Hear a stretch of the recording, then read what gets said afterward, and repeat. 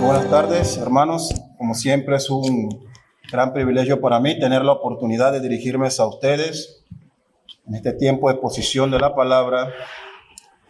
Quiero pedirle que puedan estar puestos de pie en reverencia ante Dios para que podamos leer la porción bíblica en la cual vamos a estar meditando en esta tarde. La misma se encuentra en el capítulo 5 del Evangelio de Mateo. Y leemos de los versos 38 hasta el verso 42. Leemos. Oíste que fue dicho, ojo por ojo y diente por diente. Pero yo os digo, no resistáis al que es malo.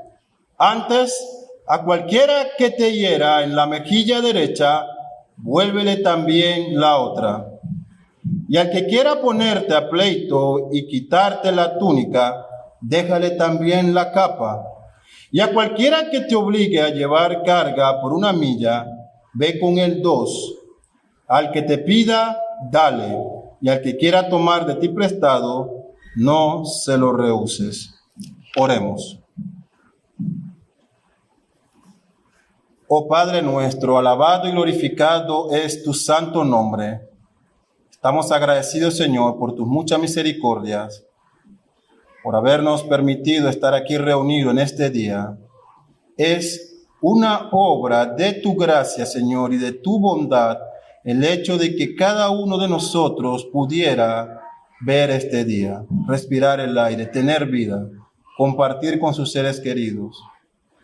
Y la mayor de la misericordia, tener un lugar a donde ir y reunirnos para la alabanza de tu nombre con el resto de tus hijos, aquí de manera local, en Balboa, Señor, pero también de manera más global, en Panamá y en todo el mundo, uniendo nuestra voz a los miles de creyentes que hoy glorifican tu nombre, Padre. Digno eres de toda honra y de toda alabanza. Tuyo es el reino, Señor. Ahora, oh Padre, rogamos que en tu misericordia nos permitas escuchar tu palabra, comprenderla, aplicarla a nuestras vidas. Transforma tu iglesia, Señor, con el poder de tu palabra. Que tu Espíritu Santo que tú has dado a tus hijos actúe en nosotros, Señor, aplicando estas verdades y dándonos sabiduría y entendimiento. Permíteme a mí ser un mensajero fiel de tu palabra y a tu iglesia, Señor, que puedan prestar oídos para escuchar tu voz en esta tarde, Padre, y que tú recibas toda gloria y toda honra por siempre. Amén.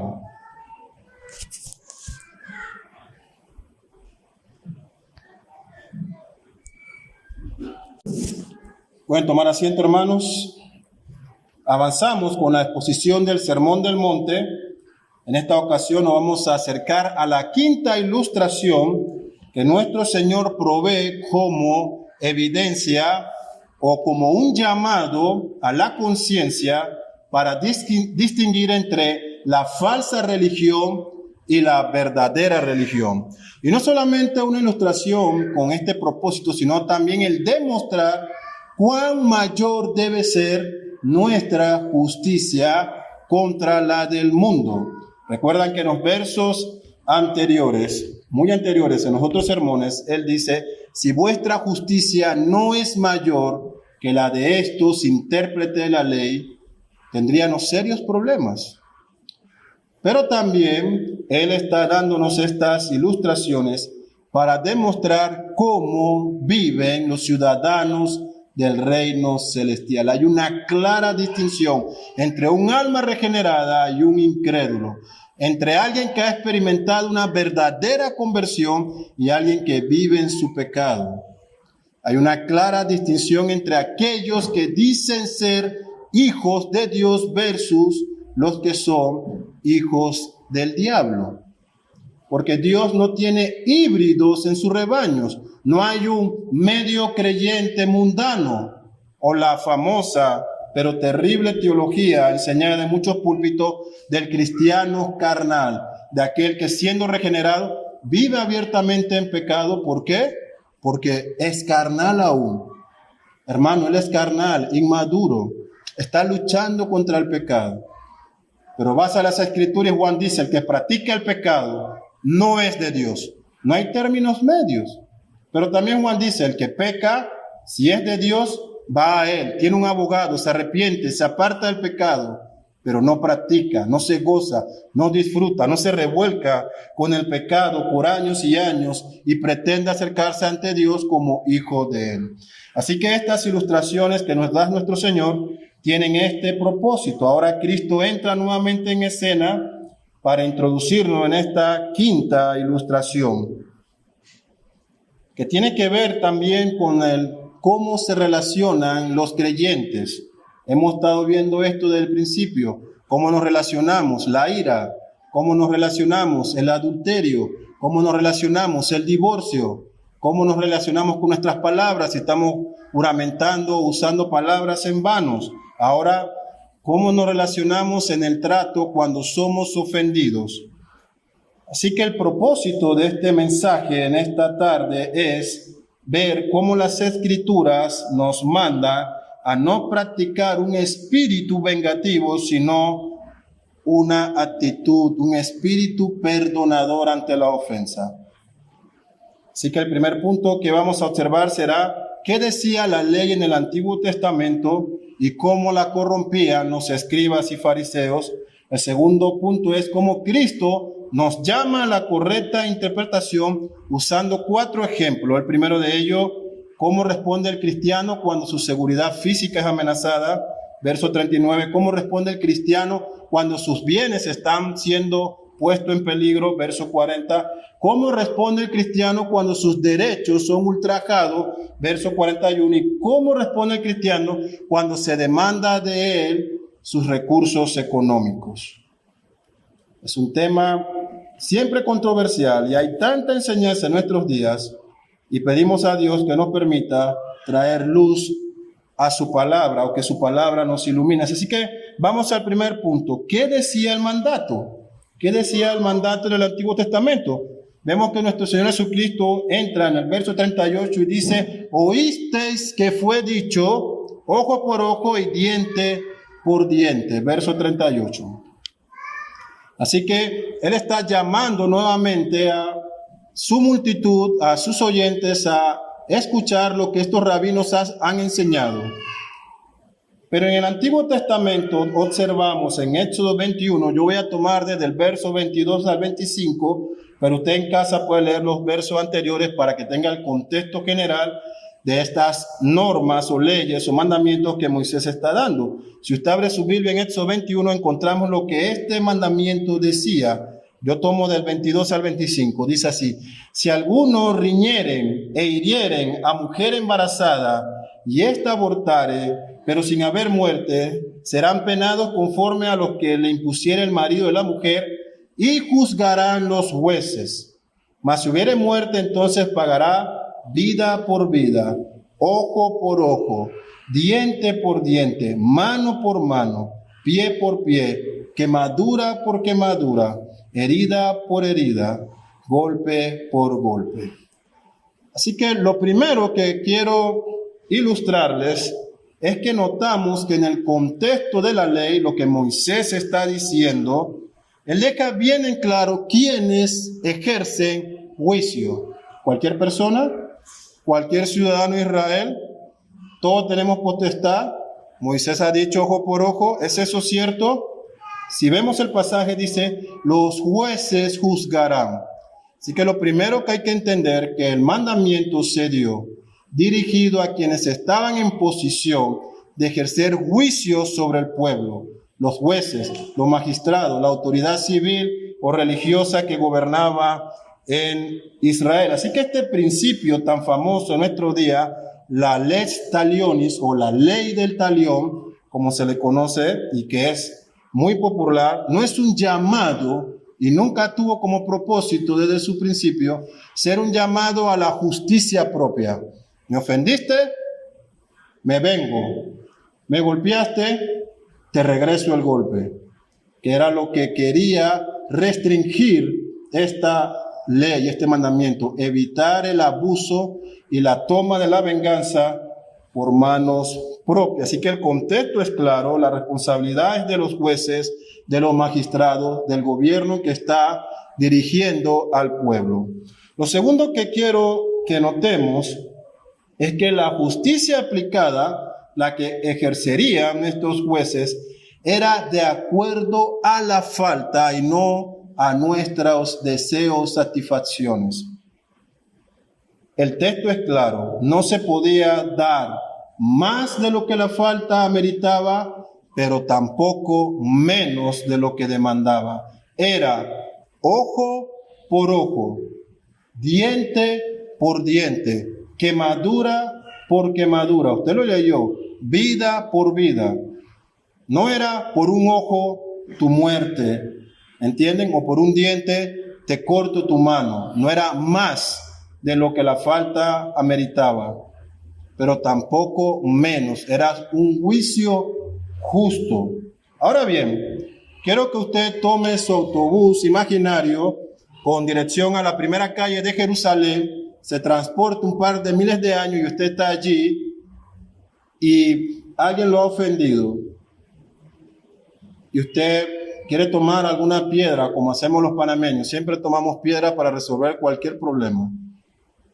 Las consecuencias eran serias, ¿sabes? Lo que causes con esa piedra, lo que causes con tus manos, cuando des rienda suelta a tus deseos vengativos, ¿estás dispuesto a recibir las consecuencias de la ley? Lo que hagas se te devolverá. Será ojo por ojo, diente por diente, quemadura por quemadura. No hay otro castigo. Recibirás lo que hagas. Así que entienden que el propósito del mandamiento era restringir el pecado, poner un freno, que las personas dijeran, si tomo la venganza por mis cuentas, yo asumiré el castigo. Yo no soy juez, no puedo, aunque esté muy molesto y ofendido, hacer y dar rienda suelta a mis pasiones. Voy al magistrado, expongo mi caso, ellos juzgarán, ellos aplicarán el castigo. Esto lo podemos entender claramente con una ilustración que nos da también el Antiguo Testamento, Deuteronomio 19, 16 al 19, Deuteronomio 19. Miren lo que encontramos allí. Nuevamente Moisés hablando. Cuando se levantare testigo falso contra alguno para testificar contra él, entonces los dos litigantes se presentarán delante de Jehová y delante de los sacerdotes y de los jueces que hubieren aquellos días. Y los jueces inquirirán bien, y si aquel testigo resultare falso y hubiera acusado falsamente a su hermano, entonces los jueces haréis a él como él pensó hacer a su hermano, y quitarás el mal de en medio de ti. Así que esta es la escena. Dos personas tienen un pleito, se acercan ante el magistrado. Los magistrados inquieren, y me encanta ese adjetivo, inquieren bien, hacen su trabajo, lo que le falta a los nuestros, pero eso no es tema de este sermón. Hacen su trabajo y determinan que uno está diciendo que mentiras, está engañando, ha levantado falso testimonio, es calumnia contra su prójimo y con eso procuraba obtener algo o que su prójimo recibiese un castigo. ¿Cuál es entonces la sentencia? Pagarás a aquel con lo mismo que procuraba hacer a su prójimo. Así que, habiendo ido rápidamente al Antiguo Testamento y encontrarnos lo que realmente decía la ley, lo que el mandamiento enseñaba, ¿sí? No era simplemente como los rabinos decían, ok, ojo por ojo y diente por diente, no. Había un sentido, un espíritu de la ley, restringir el mal, advertir que tus consecuencias te darían el mismo castigo, sentar el temor en el pueblo. La venganza no es personal, es de Dios a través de sus jueces y magistrados. Así que resumimos en 3 puntos lo que hemos visto hasta ahora. Los responsables de hacer juicio y justicia y de aplicarlo justamente eran los jueces, no personas ordinarias. La ley tenía el propósito de hacer una justicia genuina, no una venganza apasionada. Tercero, tenía el propósito de detener anarquía y desorden, o la ley del viejo oeste, el que me la hace, me la paga, como ocurre en muchas ocasiones. Así que habiendo tenido este breve panorama de lo que la ley decía, ahora vamos al segundo punto. ¿Por qué Cristo entra en escena y corrige a los fariseos? Ellos han dicho que la ley dice ojo por ojo, diente por diente. Nosotros lo hemos leído en Éxodo, hemos visto que es así. Pero ¿cuál es entonces el punto del error? La interpretación rabínica, en primer lugar, dejaba abierta la posibilidad de que la ley del talión fuera aplicada de manera libre. Cualquiera podría, bajo este mandamiento, hacer uso de la venganza, sin ir al magistrado, sin llevar su caso ante los jueces. ¿Me la hiciste? El mandamiento dice, ojo por ojo, entonces aplico inmediatamente el mandamiento. Eso es evidente por la denuncia de Jesús. Él dice, oísteis que fue dicho ojo por ojo y diente por diente. Le han enseñado que es ojo por ojo, que es diente por diente, pero no le han enseñado que el mandamiento está dirigido para que los jueces apliquen esa ley, no para que cualquier persona satisfaga su deseo, su sed de venganza, sus pasiones. Los jueces son quienes juzgarían. Eso era lo que debían enseñar. Ojo por ojo y diente por diente. Ve al magistrado y expon tu caso, pero no dejarlo abierto para que se aplicara de manera libre. Y es interesante esto porque si hay algo que las Escrituras enseñan en múltiples pasajes, ¿qué es? Mía es la venganza, dice el Señor, no de ustedes, no tuya, ni tuya, ni tuya, ni mía, es de Él. Aún en los salmos imprecatorios, esa sección del libro de los salmos, que son salmos de lamentaciones y oraciones vengativas, ¿qué oran los salmistas? Señor, haz venganza sobre aquellos que tomaron a nuestras mujeres y la abrieron y despeñaron a nuestros hijos, al tú así con ellos. Bendito seas quienes hagan eso, quienes sean tus instrumentos. Ellos sabían que la venganza era de Dios. Puedes orar por venganza si has sido ofendido. Puedes pedir a Dios que se te restituya justamente. Lo que no puedes hacer es tomarla tú por tus manos y ejercerla. Es pecado. Proverbios 20:22. No digas yo me vengaré. Puede buscarlo en su Biblia. No digas yo me vengaré. Espera a Jehová. Él te salvará. Espera a Jehová. Él te salvará. No es un sermón popular y yo sé que algunos no estarán de acuerdo, pero son las palabras de Dios, no las mías, las que hoy te traigo. La venganza tomada por nuestras manos no significa que podamos ir a Dios después y decirle que nos vengue. Tú actuaste. Es tu responsabilidad ahora que, después de actuar, recibir lo mismo que hiciste. Así que Cristo, aclarando y denunciando este error, dice, han escuchado que esto es así, pero no. Esto es como se interpreta este mandamiento. Pero yo os digo, la autoridad rabínica del Hijo de Dios, no, yo creo que se debe, no, yo os digo.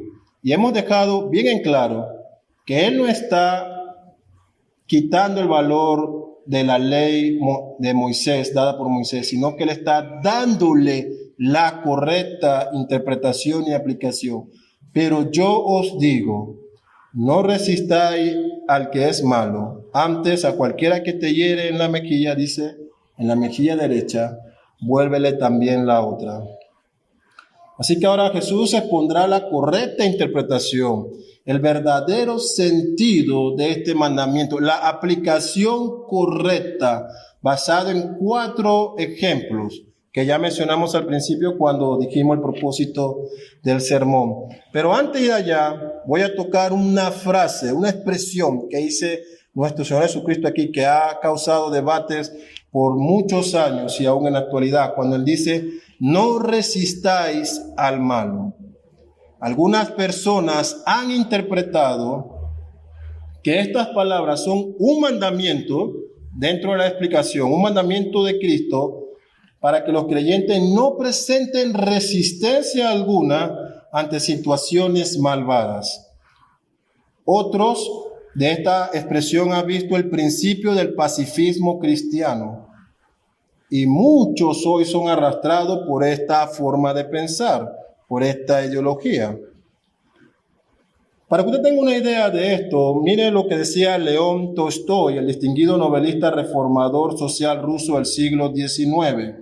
Tomé una sesión de sus expresiones. Él dice, de que después de haber leído el Sermón del Monte y haber meditado en las palabras de Cristo, él dice, Cristo prohíbe completamente la institución humana de cualquier corte legal, porque resisten al mal y hasta devuelven mal por mal. El mismo principio se aplica, dice, a la policía y al ejército. Cuando los mandatos de Cristo sean por fin obedecidos, todos los hombres serán hermanos y todos estarán en paz con los demás. Entonces el reino de Dios habrá llegado. Lo que dice Tolstoy es que la policía está mal, el ejército está mal. No deberíamos tener jueces ni magistrados porque ellos se oponen al mal. Cristo ha dicho, no resiste al mal. Así que él interpreta esa expresión, la lleva literalmente a la práctica y dice que todo el gobierno civil que el propio Dios ha instituido está mal porque resiste al malvado. Cuando una interpretación está contradiciendo otra parte de las Escrituras, no es que tú has encontrado una nueva revelación, sino que estás enseñando una herejía, como en este caso. Otro que interpretó mal las palabras de Jesús fue el pacifista Gandhi. Él decía que el Estado representa la violencia en forma concentrada y organizada. ¡Wow! Uno dirá, hey, no sé, puede ser curioso que Gandhi quería instaurar un Estado. Su movimiento era político. Liberar a la India para un Estado mejor. Pero acabas de decir que el Estado concentra la violencia de forma organizada. Ironía. En la actualidad, entonces, muchos cristianos dicen, yo me opongo al matrimonio homosexual. Yo no me opongo al matrimonio homosexual. Y son piadosos, porque Cristo dijo que los últimos tiempos serían como Sodoma y Gomorra. ¿Para qué me opongo? ¿Sí? Yo no me opongo a la corrupción, porque los últimos serían como en los tiempos de Noé, una sociedad corrupta. Yo no me opongo al pecado, yo no me opongo a la disciplina eclesiástica. No hay que resistir al malo. No me opongo a la disciplina eclesiástica. Otros dicen, como ya mencioné de forma piadosa, que como los últimos tiempos serán enmarcados por un avance del pecado y del mal, dejemos que esto ocurra. ¿Para qué? Para ayudar a Dios a que Cristo venga antes, para que Cristo venga. ¿Qué quiso decir Jesús? No resistáis al malvado. Tenemos que ir al contexto de sus palabras, a su sermón, a sus palabras antes y posteriores. Así que de acuerdo con el contexto previo del pasaje y con el contexto canónico, lo que él dijo en otras partes de las Escrituras, las palabras de Jesús aquí se refieren al principio de no actuar en base al odio, a la venganza, cuando el malvado está ante ti. No responderás igual que el malvado, ¿no? Él espera de ti una respuesta natural de tu condición caída. Si te pego, él espera que tú le pegues. No resistas al malvado. Y vamos a explicar más de eso. No vas a actuar en base a odio y venganza. No vas a actuar sin amor. No vas a destruir sin corrección. Toda respuesta de resistencia a quienes han hecho maldad no puede darse con un espíritu de venganza. En segundo, las palabras de Jesús aquí son para el creyente, ¿sí? En el contexto, aquellos que son, ¿qué? pobres de espíritus, aquellos que son ¿qué? Limpios de corazón, aquellos que son ¿qué? Quienes buscan la justicia y tienen hambre de ella, quienes van a resistir cualquier ofensa por amor ¿a quién? A Cristo. Son palabras para ciudadanos del reino celestial. Aquellos que tienen estas características, aquellos que no responderán con odio y venganza ante el malvado, aquellos que son limpios de corazón, aquellos que por la causa de Cristo van a perdonar, porque más que mi yo, que mi persona, que mi nombre, hay un nombre superior, el nombre de Cristo.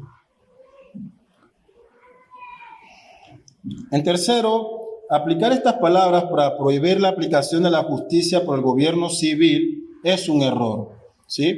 Si queremos saber quién instauró el uso de la fuerza, fue Dios, cuando criaturas a quien Él le dio todas las cosas y le otorgó el lugar más prominente en la creación y le depositó su imagen y semejanza, su carácter y su naturaleza y le dijo, sean fructíferos, multiplíquense y sojuzguen, lleven mi imagen, llenen la tierra con mi nombre. Cuando esas criaturas a quienes se le dieron todos esos beneficios decidieron tomarse la atribución de hacer su voluntad y quebrantar el mandamiento de Dios, Dios no dijo, ¿sabes qué? Tengo que otorgarte paz y tal vez un castigo muy fuerte en futuras generaciones me hará ver como un Dios despiadado. No. ¿Qué le hizo Dios a Adán y Eva? Lo destituyó de su presencia. Lo expulsó por completo. Él no tolera el pecado. No puedes estar frente a mí. Has quebrantado una pena de muerte capital. Pero en misericordia no la aplicó inmediatamente, la prolongó. Murieron muchos años después. ¿Pero qué hizo? Instauró su ley, su justicia, una espada con fuego que se revolvía y figuras celestiales que prohibían el regreso. Dios fue el primero en usar estos medios para hacer valer su ley. Así que decir que esta palabra que dice Cristo, no resistáis al malvado, es una prohibición para tener gobierno civil que ejerza justicia en nombre de Dios, es un error. Romanos 13, del 1 al 4, deja muy en claro que toda autoridad está establecida por Dios y que esa autoridad, no hablamos de que si es corrupta o no, esa autoridad ha recibido el poder de la espada por parte de Dios para hacer valer la ley. Al que hace el bien, no pasa nada. Al que hace el mal, se le castiga. Así que las palabras de Cristo nos llevan a tener una actitud ante mal, no de buscar nuestra venganza inmediata, sino de mostrar paz, amor, de buscar una justicia diferente a la del mundo. Y ahora él va a tocar 4 ilustraciones muy sensibles, cosas que tal vez cada uno de ustedes, al igual que yo, ha experimentado.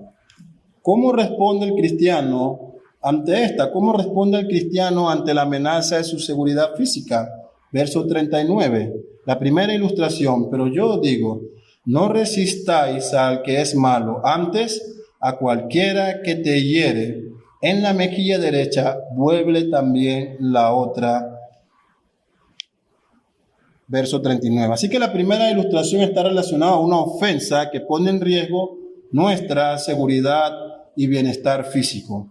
Y aquí Cristo toma tal vez el acto más ofensivo que una persona pueda sufrir. En términos criollo, una cachetada. ¿Sí? El dolor físico de un golpe en la mejilla es fuerte, pero el dolor emocional físico es considerada tal vez la mayor de las ofensas, que alguien te cachetee. ¿Qué hacer si sufres este agravio? ¿Deja que te golpeen de nuevo con la otra mejilla de forma literal? ¿O prefieres poner en práctica todos tus conocimientos de Kung Fu y Karate adquirido por tantas horas de televisión y manga si eres un joven?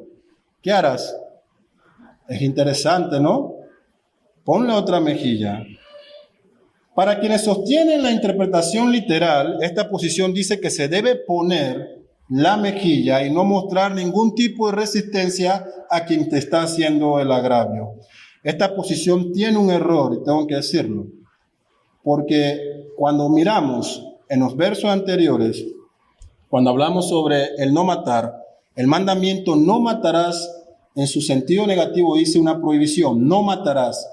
En el sentido positivo significa que yo debo trabajar arduamente por guardar, cuidar y mantener la vida mía y de mi prójimo. Entonces un acto literal como exponer mi vida para que sea golpeada, infringe ese mandamiento. Estoy dejando que maltraten mi cuerpo, mi vida. Ese es el error que tiene esta posición literal de quienes interpretan el mandamiento, pon la otra mejilla, literalmente. Se olvidan de que se nos manda a procurar conservar y proteger nuestra vida como la de nuestro prójimo. ¿Cuál es entonces el sentido correcto? ¿Cómo pongo la otra mejilla? Porque la ilustración involucra que ya sufriste el agravio, ¿sí? Ya te golpearon en la mejilla. ¿Cómo entonces pongo la otra? ¿Cómo respondo sin mostrar venganza y odio? Debemos decir que es natural que a cualquier ser humano que se le golpea responda o intente defenderse. Pero él dice, nuestro Señor dice así, pero vosotros ¿quiénes? Los ciudadanos del reino, quienes han experimentado la salvación, quienes han sido regenerados, vosotros no hacéis así. Ustedes colocarán la otra mejilla, es decir, responderán sin rencor, sin búsqueda de venganza. Si la ofensa amerita ir ante la justicia, irán a la justicia y expondrán su caso. Pero no demandarán más del daño que han sufrido. Pero primordialmente tendrán un espíritu perdonador. El comentarista bíblico William Hendricks en este pasaje, en este verso de Mateo 5, él da esta aclaración que considero muy oportuna para nosotros. Él dice, volver la otra mejilla significa mostrar en palabra, actitud y hecho que uno no está lleno del espíritu de rencor, sino de amor.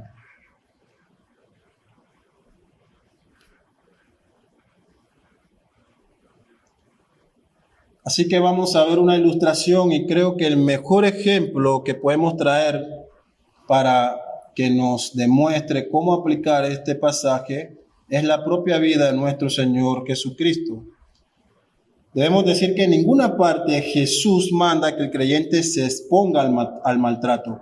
Ni siquiera mandó a sus discípulos a que se expusieran a ser martirizados.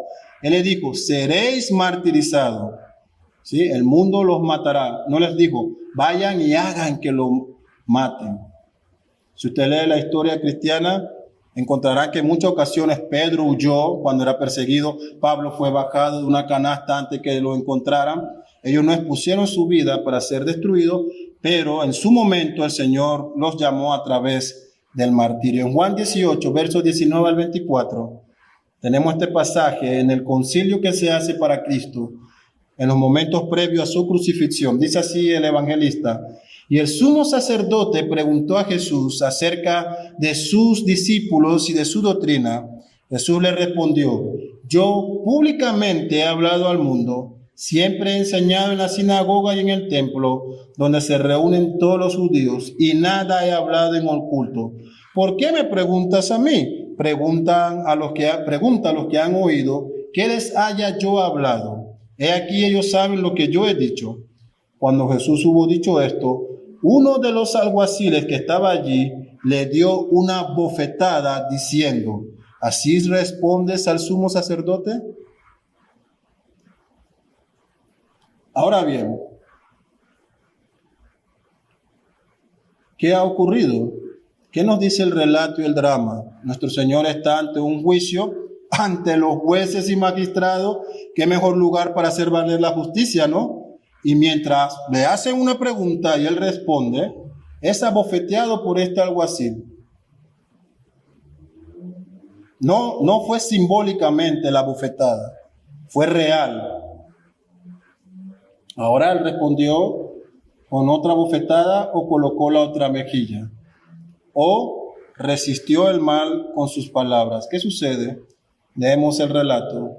Jesús le respondió, si he hablado mal, testifica en qué está el mal. Si mi declaración no es genuina y verdadera, antes de castigarme, testifica en qué he pecado yo en mi declaración. En qué hay falta y error. No me castigues y después me dices que está mal. No, en qué he fallado en mi declaración. Y si he respondido con verdad, ¿por qué me golpeas? ¿Por qué me golpeas? Caso cerrado. Ainás dijo, ¿sabes qué? Mándalo a Caifás, el sumo sacerdote. Y de ahí se lo llevan. Así que él está siendo interrogado, es golpeado sin algún tipo de razón, solo por haber respondido por este alguacil. Y Jesús le confronta diciendo, ¿por qué me golpeas?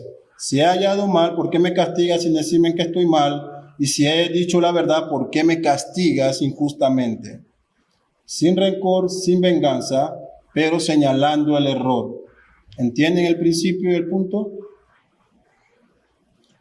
Así que en este primer ejemplo se nos enseña, resumiendo, que ante cualquier ofensa hacia nuestra persona, no busquemos la venganza, no actuemos con odio y rencor. Perdonar la ofensa y olvidarla es colocar la otra mejilla. Perdonar la ofensa, olvidarla, es colocar la otra mejilla. Es la demanda para los ciudadanos del reino celestial. Una breve ilustración o de experiencia propia. Hace varios años, 5 o 6 años atrás, llegué por la tarde con toda mi familia a casa y nos encontramos con la divertida sorpresa de que nos habían robado una casa. La persona entró y se llevó la lavadora. Lo curioso de este hecho singular es que día antes mi esposa me propone la fabulosa idea de cambiar de lavadora. Entonces yo veo la lavadora y le pregunto, ¿funciona? Sí. ¿Tiene algún problema? No. Entonces mi mente decía, ok, ella seguirá así por algunas décadas más, ¿no? Pero bueno, la cosa es que un día llegamos y no había lavadora. Era sorprendente el espacio vacío en nuestra lavandería. Sara llega y cree que yo me he llevado la lavadora y tengo una nueva en algún lado escondida para darle una sorpresa. Y tuve que desilusionarla con decirle la verdad de que nos habían robado. Bueno, se pone la denuncia, se lleva la factura, se avisa, etc. Pasan los meses, compramos las lavadoras nuevas, obviamente. Pasan los meses, muchos meses, y recibo una llamada. No, señor Andy, le hablamos del PH, en la barriada donde vivo. La policía está pidiendo que todos los que han sido hurtados, porque no fui yo ese día, fueron 3, 4 casas que le robaron, vayan a la DIJ, espero que todos sean panameños aquí, bueno, la Dirección de Investigación Judicial, y puedan identificar al ladrón para que la justicia haga su parte y se haga culpable. Entonces, a la persona que me llamó le pregunté, ¿y encontraron mi lavadora? No, lo encontraron robando en la área, pero quieren que todos pongan la denuncia para aplicarle todos los robos a esa persona, que la hace, a que no busque quién te la hizo, sino quién te la pague, en pocas palabras. Y tiene que ir a identificarlo. Ok, hay un problema, le dije a la chica. Primero, yo no vi quién me robó, o sea, yo llegué y me robaron. O sea, yo no puedo llegar y decir, es él, aquello o él, sin haberlo visto. Y segundo, si no tiene mi lavadora, yo no puedo dar fe de que él se la haya robado. Así que era una bonita oportunidad para descargar toda mi venganza y los tantos de $100 que me costó la nueva lavadora, pero es una forma de cosas cotidianas que nos pueden pasar. ¿Cómo aplicar el principio?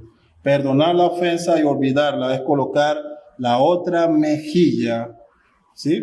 Es colocar la otra mejilla.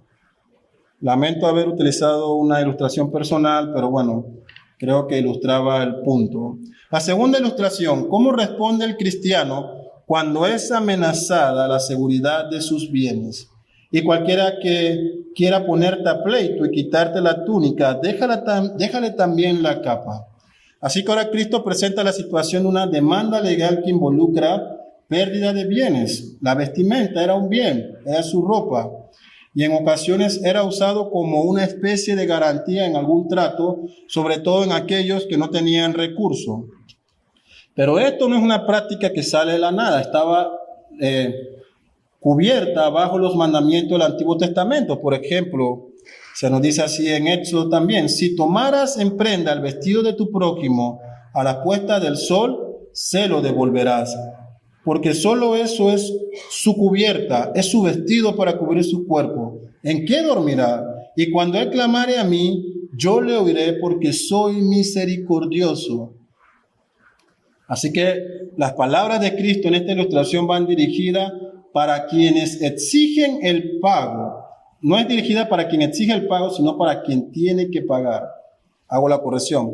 Vemos lo que dice el pasaje que estamos leyendo. El que quiera ponerte a pleito, la persona te está demandando, ¿sí?, para quitar tu túnica por alguna negociación, ahora tu ropa es la prenda de garantía que le está demandando por lo que te dio, ¿sí?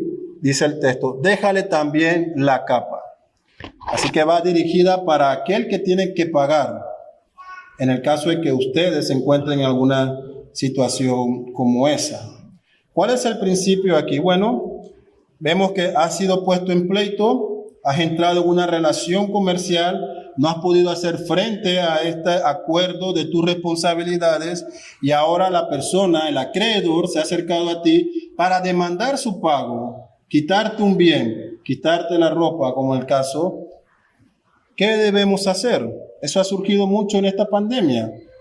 Al igual que yo, estoy seguro que muchos de ustedes o han sufrido alguna reducción de su salario, o han quedado sin empleo, o han quedado suspendidos de manera indefinida. El banco sigue llamando, los acreedores siguen tocando la puerta, la luz sigue llegando, el recibo, el teléfono y demás.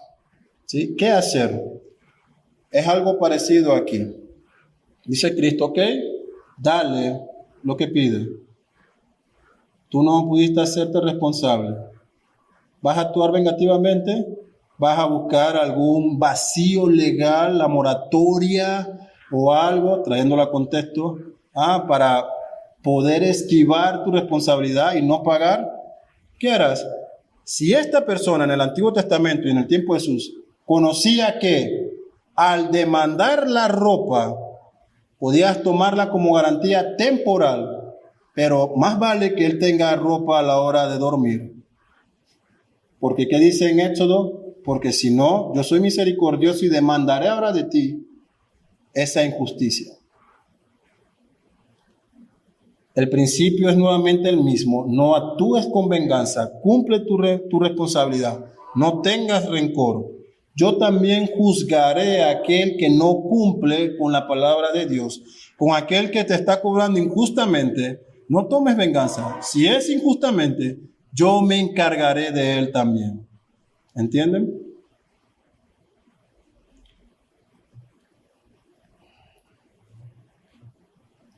La tercera ilustración. ¿Cómo responde el cristiano cuando se le amenazan sus derechos? Y a cualquiera que te obligue a llevar una carga por una milla, ve con él 2. Ok, esto es interesante. A los empresarios les encanta esto, ¿no? Por favor, chicos, den la milla extra. Es genial esa expresión. Pero vamos a irnos al contexto de esta práctica para que entendamos, contextualizar el pasaje y poder transportarlo a nuestra actualidad. Bueno, tenemos que decir que esta era una práctica mucho antes de los tiempos de Cristo. Por ejemplo, cuando el imperio persa era el imperio gobernante, su correo, el correo real persa, autorizó a todos los portadores de la autoridad real que cuando necesitaran, por alguna causa, tomar por obligación a una persona y su animal para hacer llegar los decretos del rey a tiempo, tenían luz verde de hacerlo, sea quien sea y cuando fuera. Toda persona entraba en disposición obligatoria cuando esos oficiales los demandaban. Así que tú estás por la calle, el correo persa tiene alguna situación, es como una película con la placa, dame tu vehículo porque soy policía y lo necesito, más o menos el concepto. Ahora, para los tiempos de Jesús, Jerusalén está siendo gobernada por el Imperio Romano desde el 63 a.C.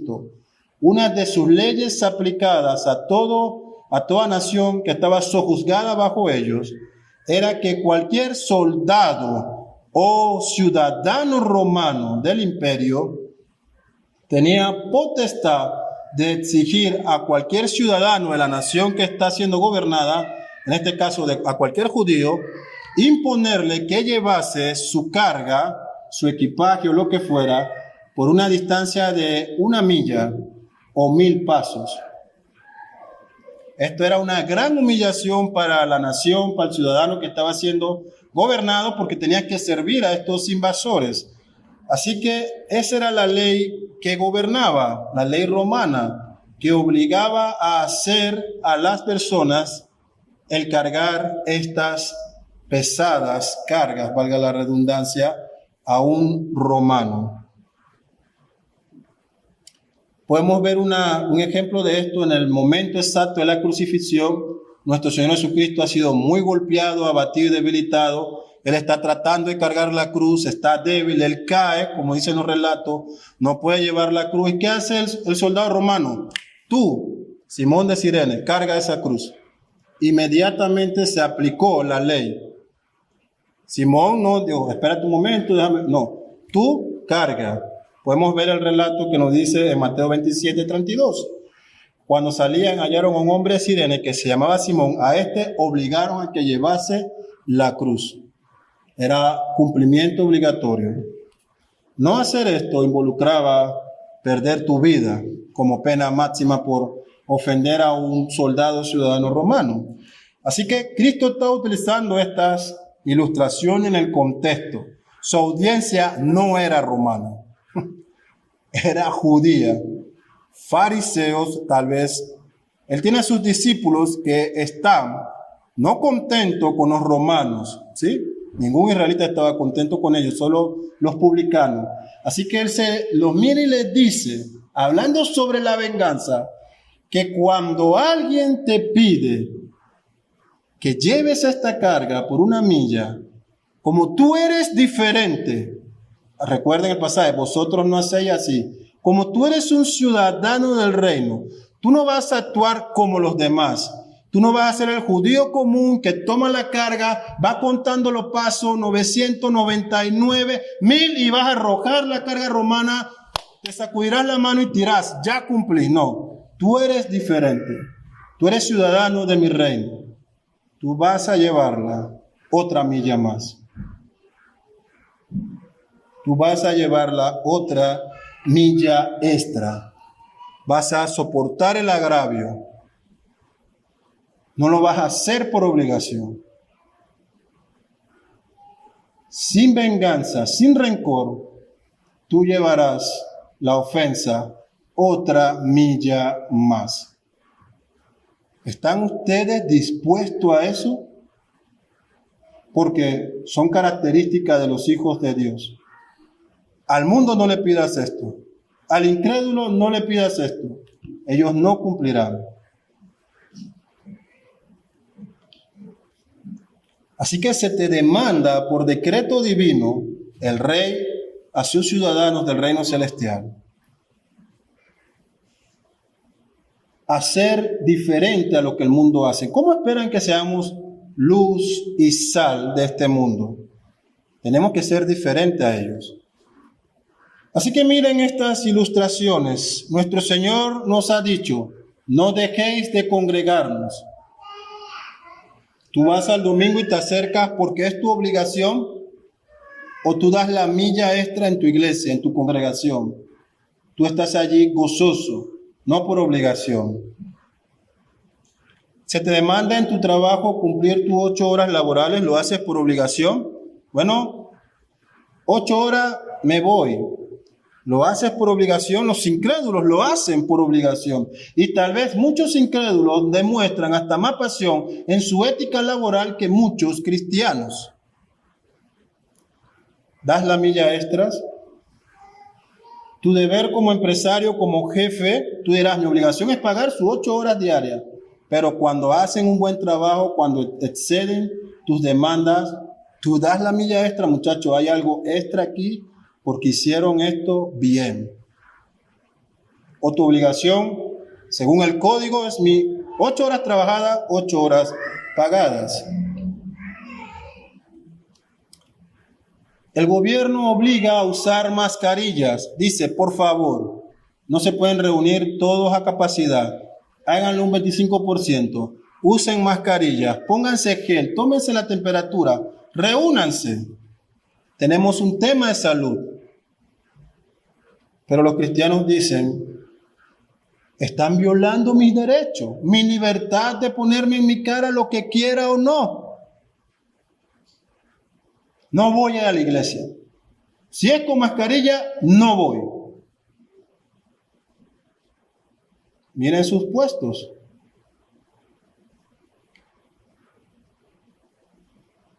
¿Cómo lleva la iglesia la milla extra entonces? Ok, somos más de 100 y tanto, hacemos 3 servicios, distribuimos la iglesia, ponemos un comité de seguridad, conseguimos hermanos dispuestos a estar allí parados, tomando temperatura y exponiéndose.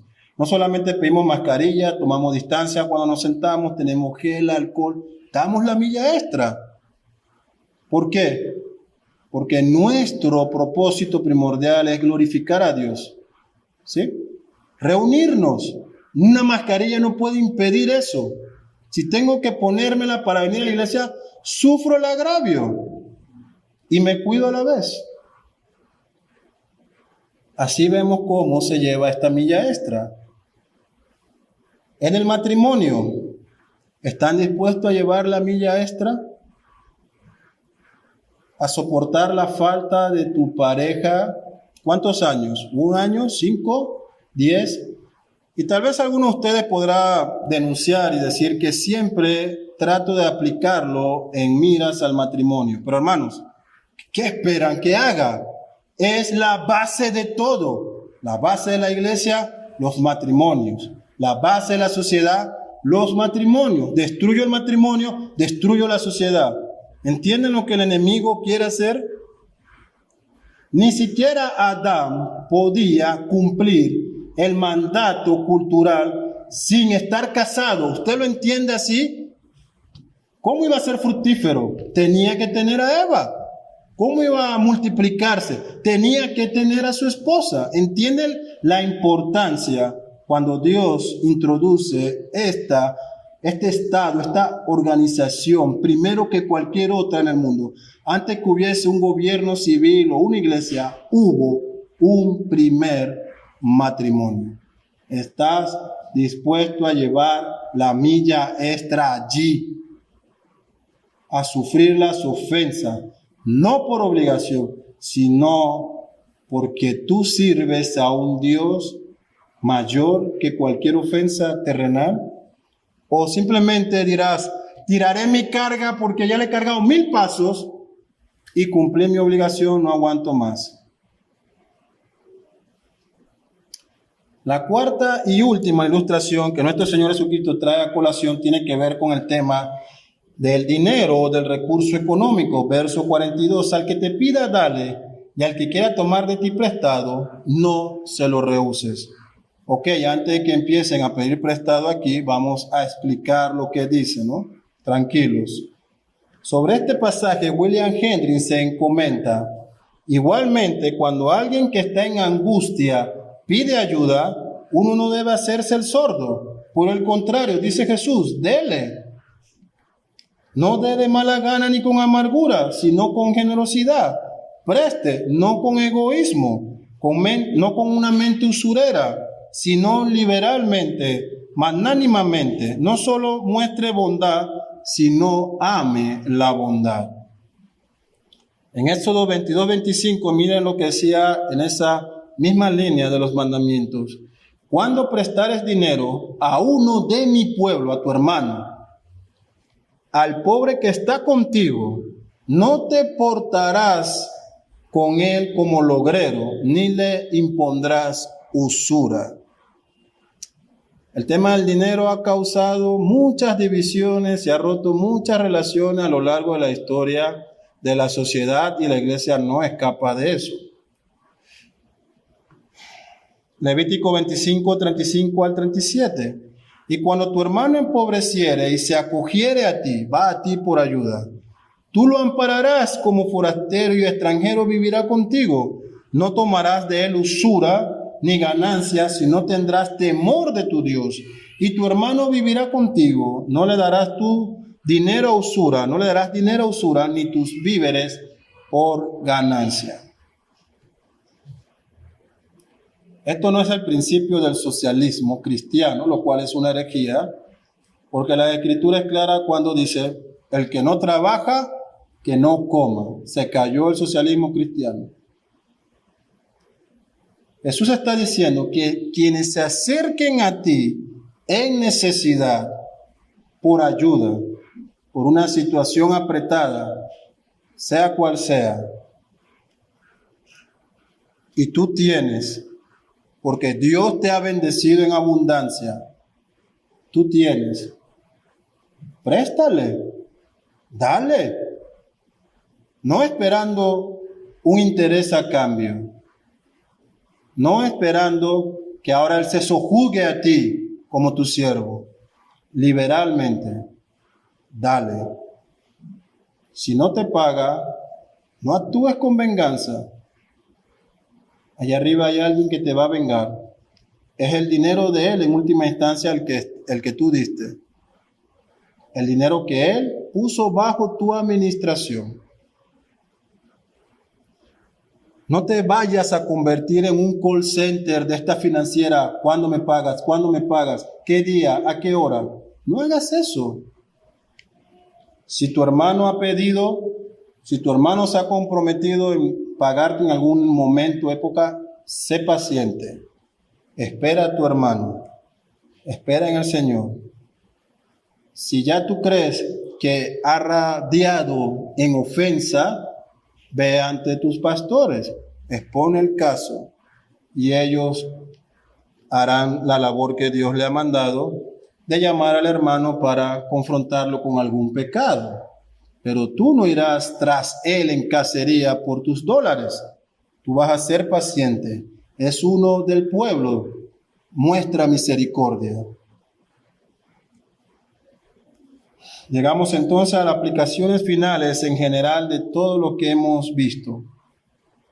Podemos decir que en primer lugar estas demandas son para quienes forman parte del reino celestial. No comportarse como ellas es evidencia de que posiblemente no seas un alma convertida. ¿Buscas la venganza? ¿Actúas con ira? ¿Hay rencor en tu corazón? ¿No quieres llevar la ofensa? Ofende tu nombre, no el de Dios, tu nombre. Bueno, si Cristo recibió todas las ofensas que tú merecías sin reprocharte nada a cambio, ¿por qué no puedes tú hacer lo mismo y sufrir el agravio? Si has sido tratado injustamente, nuestro Dios, el Dios de la Biblia, no es un Dios que se hace la vista gorda o que se tapa el ojo. Él va a pagar justamente. Así que eres un ciudadano del reino celestial, has experimentado el nuevo nacimiento, tienes a Dios por Padre, se te demanda no tener un espíritu vengativo, a actuar con bondad, con amor, reflejando el carácter de Cristo, imitando al propio Señor, siguiendo su pisada. Ofrece a tu prójimo el trato que quieres recibir. Si hay alguien aquí que aún no ha creído, amigo, amiga, arrepiéntete de tus pecados, porque hoy tú estás gozando de la gracia común de Dios, de su bondad para todas sus criaturas. Pero hay un día, y sí que lo hay, no es metáfora, hay un día en que el cielo se cerrará y no habrá más gracia y misericordia, sino ira y juicio y venganza, que Él sí demandará por todos tus pecados. Ese día no va a haber arrepentimiento. Ese día las oraciones no se van a escuchar. Ese día no habrá otra oportunidad. Ese día sufrirás las consecuencias de tus pecados. Hoy gozas de gracia común. Hoy hay posibilidad de salvarte. Yo no sé si mañana lo habrá para ti. Ni siquiera sé si en los próximos 5 minutos existirá esa posibilidad. Más vale que arregles tus asuntos con Dios hoy. Es mi exhortación. Que te arrepientas, que clames a Él, que le pidas que te salve, porque ninguna obra podrá hacerlo. Él tiene que obrar en ti. Concluimos, hermanos, diciendo que los ciudadanos del reino se distinguen del mundo de la siguiente manera. En primer lugar, los ciudadanos del reino no buscan su propia gloria, sino la de Dios. En segundo lugar, los ciudadanos del reino no toman la justicia por su mano, en sus manos, no responden con venganza, no actúan con rencor, practican la bondad, practican la misericordia, practican la paciencia, practican la benevolencia, sufren la ofensa. Los ciudadanos del reino dejan todo en la mano del juez supremo, nuestro Dios. Si hay un tema, van a la justicia que Dios ha puesto y demandan que Dios obre a través de ella. Los ciudadanos del reino no procuran el mal de ninguna persona, ni con palabras, ni con hechos, y ni aun con sus pensamientos.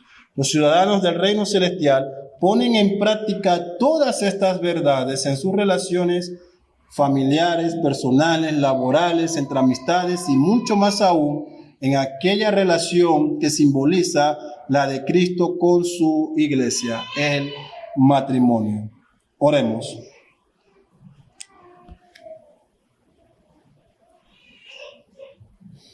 Oh Padre, cuando nos acercamos a tu palabra, Señor, somos acorralados por estas verdades.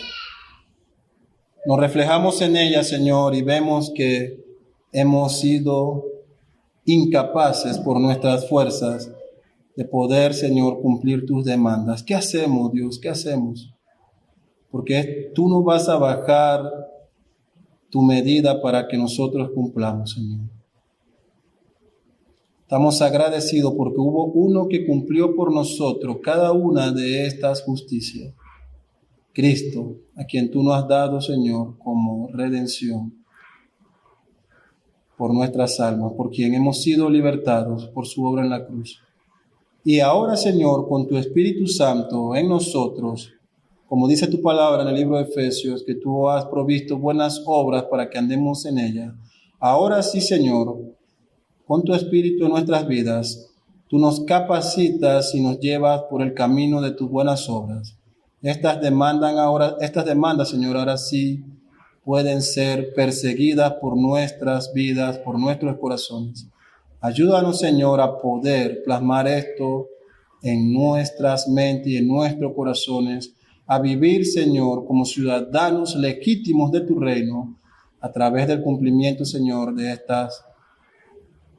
estos mandamientos que tú has dado a través de tu Hijo Jesucristo, Padre.